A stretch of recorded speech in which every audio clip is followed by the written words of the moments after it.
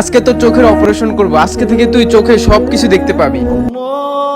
আরে আজান তো দিয়া লাইছে, এখানে আশেপাশে মসজিদ। আচ্ছা বাবা, এখানে কি আশেপাশে কোথাও কি মসজিদ আছে? আশেপাশে কোনো জায়গায় তো মসজিদ নাই। একটা কাজ করো, এই জায়নামাজটা নিয়া পাশেই নামাজটা পড়া নাও। না বাবাই ঠিকই বলছে, তুমি এই যে এইখানে বাবার পাশ দিয়ে বসে থাকো।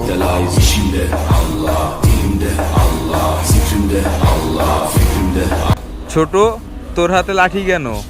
আর তোর চোখ বন্ধ কেন? ভাইয়া আমি তো চোখে দেখি না। আরে না, কি বলিস তুই চোখে দেখিস না? যা, এখন থেকে তুইও চোখে দেখবি।